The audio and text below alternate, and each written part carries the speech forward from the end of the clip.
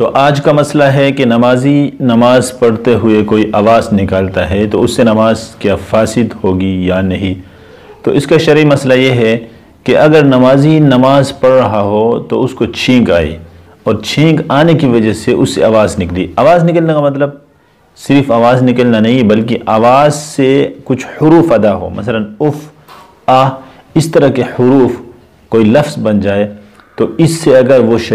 شدید تکلیف کی وجہ سے جس کو وہ برداشت نہیں کر سکتا آہ کی آواز نکالی یا چھینک آئی تو اس سے کچھ حروف بن گئے تو اس سے نماز فاسد نہیں ہوگی۔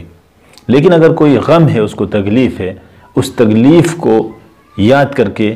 اس نے کوئی ایسی آواز نکالی، آہ یا اف کی آواز نکالی، یا خوشی کی بات تھی جو اس کو یاد آئی یا کسی نے اس کو سامنے سے گزرتے ہوئے کوئی خوشی کی بات بتائی تو اس سے کوئی ایسی آواز نکالی تو اس سے نماز فاسد ہو جائے گی۔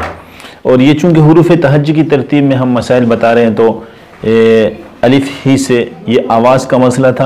اور الف ہی سے ہمارے پاس آیت سجدہ کا مسئلہ ہے کہ قرآن مجید کے اندر 14 سجدے ہیں۔ اگر کوئی انسان نماز کے اندر تلاوت کرتے ہوئے قرات کے اندر ان آیتوں کو پڑھے تو اس پر سجدہ کرنا لازم ہوتا ہے،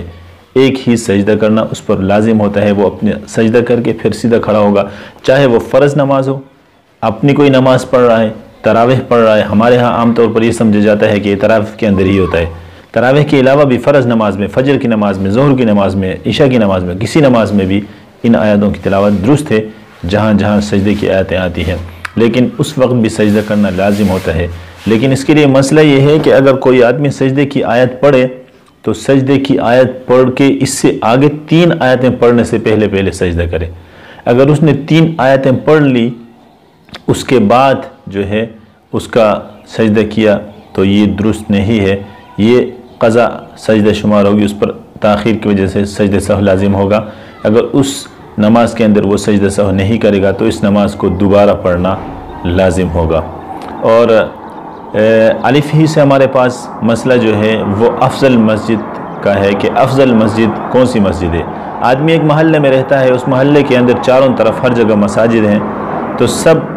ظاہر بات ہے اس کے قریب ایک محلے کے اندر ہے، کبھی کہیں جاتا ہے کبھی کہیں جاتا ہے، تو اس کے لیے افضل مسجد کون سی ہے جہاں اس کو جانا چاہیے؟ تو افضل مسجد ان مساجد میں سب سے قدیم مسجد ہے، سب سے پہلے بننے والی مسجد جو ہے اس مسجد کے اندر جا کر وہ نماز پڑھے، یہ اس کے لیے افضل ہے۔ اگر وہ